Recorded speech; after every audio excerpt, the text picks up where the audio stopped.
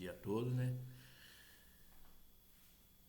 Nosso estudo hoje é sobre escala espírita. Vamos começar na pergunta número 100, ok? Vamos fazer a nossa prece agora, nos conectar com o divino, com a espiritualidade que está aqui presente.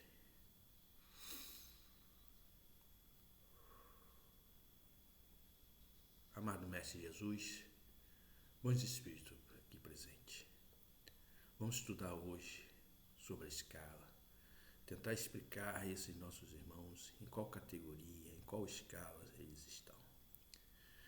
Que esses irmãos são trazidos aqui para conosco estudar, né, que nós possamos ajudá-lo da melhor maneira possível a sair dessa frequência que eles se encontram, para poder aceitar a ajuda desses nossos irmãos que aqui estão, que querem caminhá-los para algum hospital, para algum local, para tratamento, para que com isso possam recobrar a sua melhor consciência e continuar a sua caminhada evolutiva. Sendo assim, damos iniciado o nosso estudo de hoje. Que assim seja e assim é. Bom, meu irmão, então vamos aqui ler sobre escalas espíritas, né? Que antes dele começar a dividir, ele abre um estudo, né? Para nos preparar para esses estudos, né? Então vamos lá ler. Observações preliminares. A classificação dos espíritos se baseia no grau de adiantamento deles, nas qualidades que já adquiriram e nas imperfeições de que ainda terão de despojar-se. Esta classificação, aliás, nada tem de absoluta.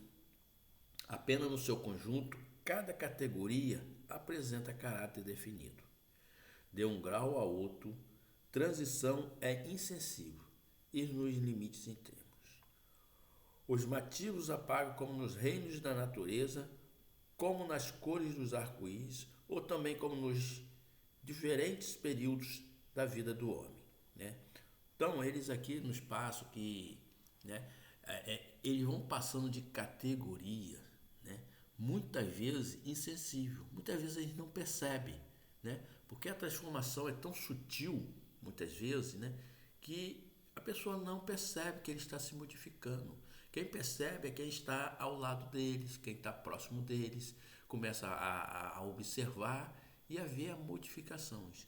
Outros já fazem uma transformação no extremo, ou seja, é uma pessoa amarga, ruim, e de repente se torna uma pessoa boa, do nada, né? Alguma coisa o toca, ele recebe alguma comunicação, ou algum fato mexe com a situação dele, onde ele, né, faz essa modificação e é logo perceptível, né? Então, sendo assim, nós podemos entender sobre a classificação desses espíritos, né? Então, vamos lá, continuar.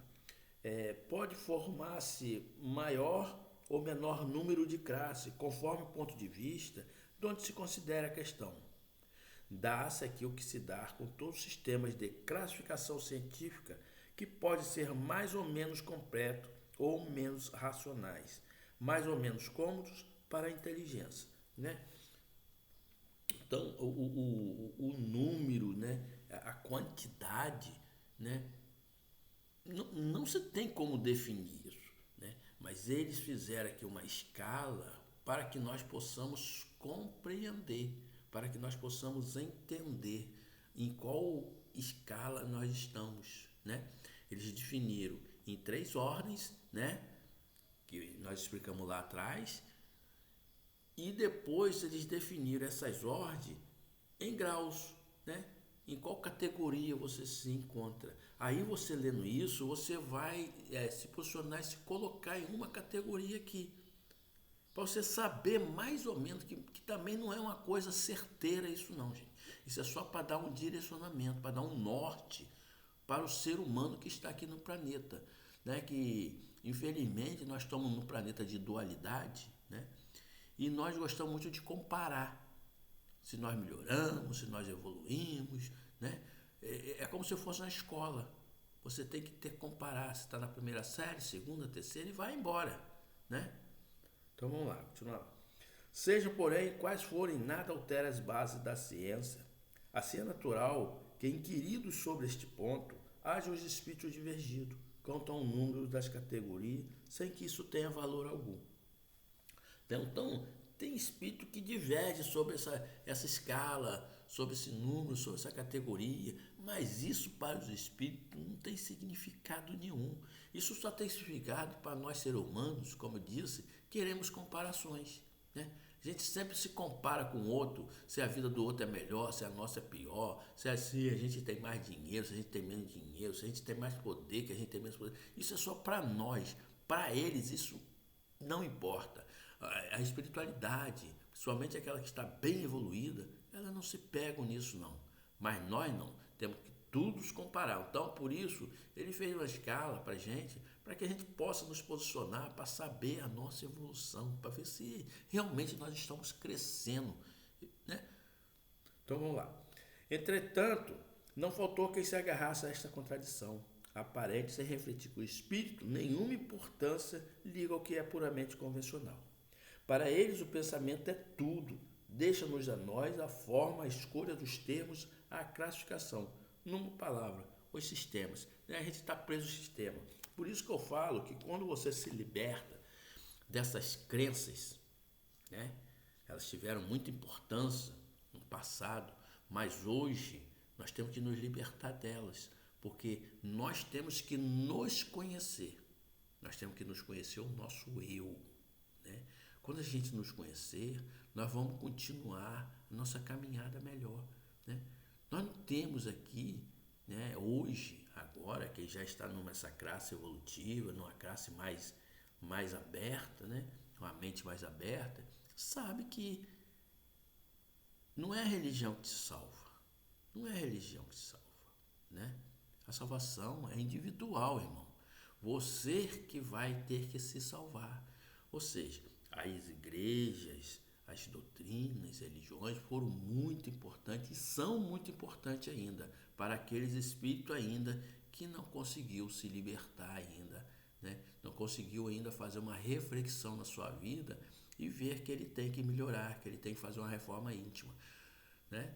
Porque não é eu passar em frente ao altar e ajoelhar que vai me salvar.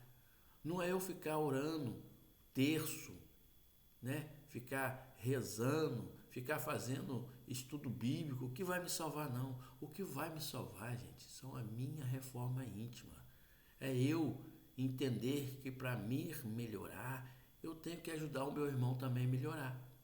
Quando eu compreender que a evolução nossa depende do nosso irmão também, né? Porque quando você começa a praticar o bem, a fazer as coisas certas, isso mostra que você está evoluindo.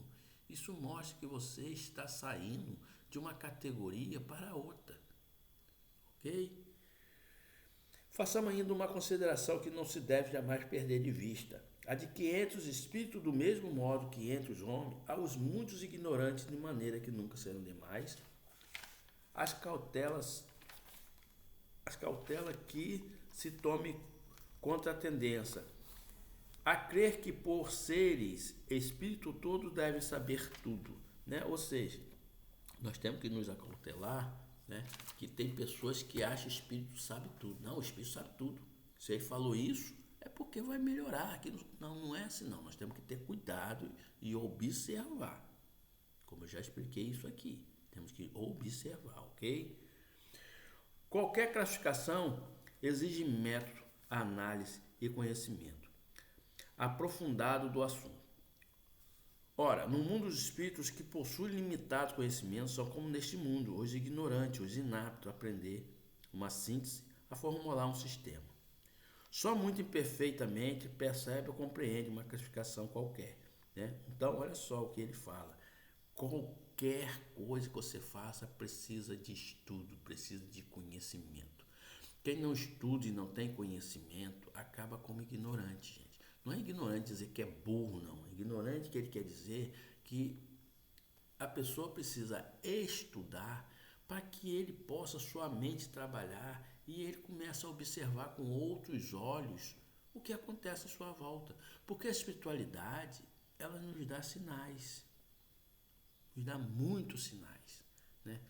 Basta a gente saber observar e para a gente poder continuar o caminho, ok?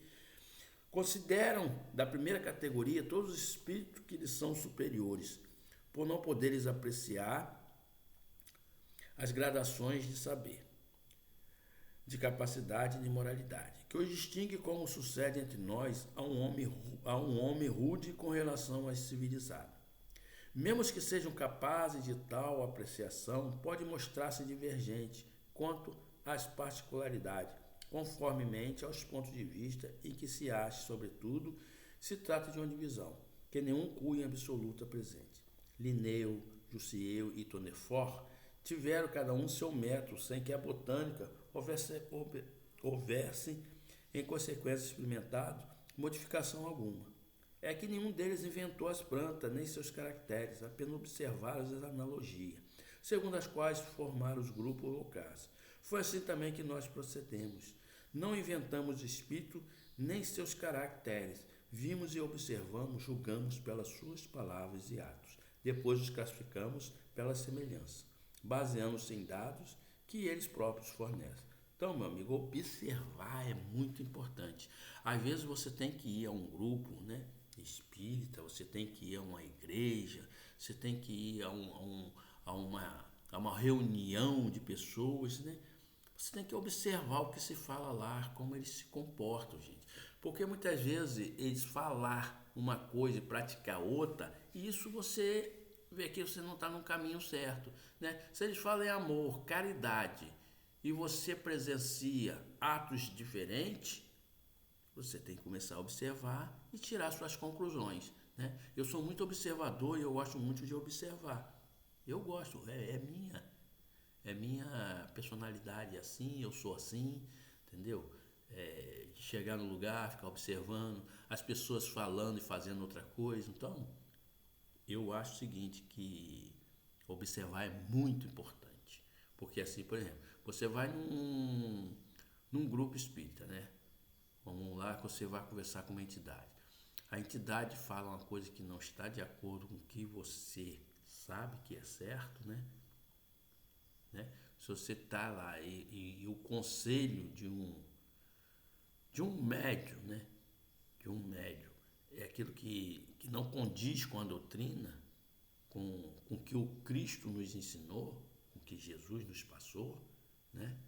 Então, você começa já a observar que tem alguma coisa errada. Ou aquele médium está no animismo, né? Ou aquele médium só recebe espíritos inferiores disfarçados em bons espíritos. Então, nós temos que observar, né? Grupo que só vive pedindo dinheiro, pelo amor de Deus, né? A gente sabe que todo grupo precisa se manter. Agora, se manter para os trabalhos espíritas, não manter para embelezar grupo espírita, não se manter. Para que você vai arrecadar e encher o cofre de dinheiro? Para quê? Você tem que pegar aquele dinheiro e usar para o bem-estar das assistidas. Que nós estamos ali para ajudar, não é ser bobo, é ajudar. Os espíritos em geral admitem três categorias principais, ou três grandes divisões. Na última, que fica na parte inferior da escala, estão os espíritos imperfeitos, caracterizados pela predominância da matéria sobre o espírito e pela propensão para o mal. Não, então, a terceira categoria, né, é aquela que está propensa ao mal, só está bem materializado, né? Os da segunda se caracterizam pela predominância do espírito sobre a matéria e pelo desejo do bem. São os bons espíritos, né? Ou seja, a segunda, né, ele está propenso ao bem, ele está sobrepujando a matéria, mas muitas vezes ainda tem ainda um pouco ainda preso à matéria ainda, tá? Não é que o cara, não, o da segunda já está bem encaminhado, mas ainda tem ainda aquele requisitozinho ainda, tá? A primeira, finalmente, compreende os espíritos puros que atingiram o grau supremo da perfeição. Esse aí já está bem evoluído mesmo, está em outras dimensões. Essa divisão nos pareceu perfeitamente racional e com caracteres bem positivados. Só não restava pôr em relevo, mediante subdivisões em número suficiente, os principais matizes do conjunto. Foi o que fizemos com o concurso dos espíritos cujas benévolas instruções jamais nos faltaram, né? Então ele sempre veio aqui nos orientar, nos ajudar, né? Com o auxílio desse quadro fácil será determinar-se a ordem, assim como o grau de superioridade ou de inferioridade dos que possam entrar em relação conosco e, por conseguinte, o grau de confiança ou de estima que mereço. É, de certo modo, a chave da ciência espírita, porquanto só ele pode explicar as anomalias que as comunicações apresentam, esclarecendo-nos acerca das desigualdades intelectuais e morais dos espíritos. Faremos, todavia, notar que estes não ficam pertencendo exclusivamente a tal ou tal classe, sendo sempre igual ou gradual, ou o progresso deles, e muitas vezes mais acentuado, no sentido do que outros pode acontecer que muito reúna em si caracteres de várias categorias e que seus atos o tornam a linguagem possível apreciar. Então, meu irmão, o que ele nos diz aqui? Que muitas vezes nós achamos que quando a gente recebe uma comunicação espiritual, a gente acha que é um espírito superior, é um espírito elevado, porque como é espírito, né, a gente acha que ele sabe tudo, né? Porque é isso que as pessoas do lado de cá, infelizmente ainda imaginam que os que estão do lado de lá sabem tudo, e não é. São espíritos ainda que também estão em evolução. Muitos não sabem muita coisa, outros já sabem, né? Outros dominam um assunto, mas não domina outro. Domina, né, uma emoção, mas não domina outra, né? Porque tem espírito lá do outro lado com raiva, inveja, ódio, mas tem espírito do outro lado com amor, com carinho, com bondade, né? Então a gente precisa observar para separar e ver os conselhos se condiz com o ensinamento de Jesus, se condiz com aquilo que vai te ajudar a evoluir, né? Que o espírito jamais pode falar, faça guerra, faça isso para aquela pessoa, prenda a pessoa com magia. O espírito de luz não faz isso, ele nem se mete nesse tipo de conselho, tá? Então vamos observar mais para a gente definir. Então estudamos aqui a número 100, graças a Deus, e vamos, se Deus quiser, na próxima aula estudar a 101. Ok? Então vamos fazer nossa oração. Hoje foi um pouquinho longo, porque realmente o assunto é longo, o texto é longo, tá? Mas vamos ter paciência para que nós possamos ter condições de aprender, porque nós temos que ter conhecimentos para poder nossa caminhada evolutiva ser com sucesso, ok? Obrigado, bons espíritos, obrigado por vocês estarem aqui, nos auxiliando, nos ajudando, que nós possamos estar sempre aqui, estudando, para que o nosso conhecimento possa nos ajudar na nossa evolução. Sendo assim, damos como término o estudo de hoje. Que assim seja, assim é.